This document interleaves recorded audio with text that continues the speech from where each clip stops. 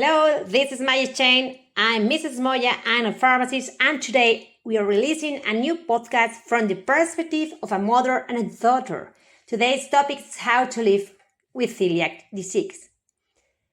Nowadays, celiac disease is quite common, and it's assumed that all parents have some knowledge of it. However, the reality is that until you experience it firsthand or without a family member, you cannot imagine daily difficulties faced by a celiac child.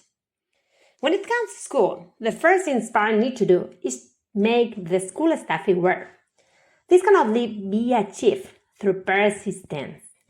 Although the food served to my daughter is gluten-free, there can be contamination during handling before it reaches her plate.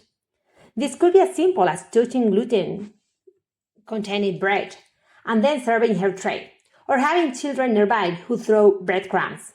As discussed in my video about celiac disease, even one crumb can activate the immune system, resulting in flattened intestinal delay and a recovery period of several months, despite the absence of external symptoms.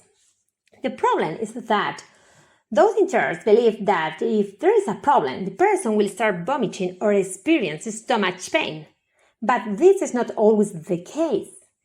In my case, my daughter was contaminated due to poor practice by the person serving the food. The only way I could prove it was presenting the analysis results, which made them more aware of the issue. It is also difficult in their daily life.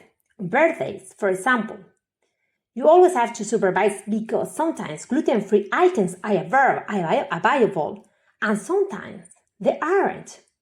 There was one place that had gluten-free kitchen, but they will still put out bowls of crisps to share. For example, if a child with gluten intolerance touches a chip from the served bowl, it becomes contaminated. This may seem exaggerated, but it is not. The great danger lies in the small details, and those responsible for feeding the children should be trained to know that they need to wash their hands before handling gluten-free food, and that bowls cannot be shared with people eating gluten. When invited to someone's house for a snack, I prefer to bring her own.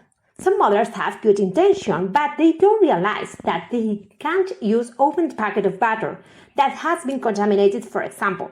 I think it's always more complicated to invite a celiac child than a non-celiac child, which is why I prefer to make it easy so that she doesn't miss out on opportunities to socialize with her friends over snacks. As a mother, I find it difficult to avoid gluten contamination outside the house because you always have to be alert. This often leads to discussion with family and friends. Many think I'm being excessive, but they don't consider the physical damage that even a small amount of gluten can cause to my daughter. It's not just because of celiac disease. The activation of autoimmune issue can lead to another, creating a chain reaction.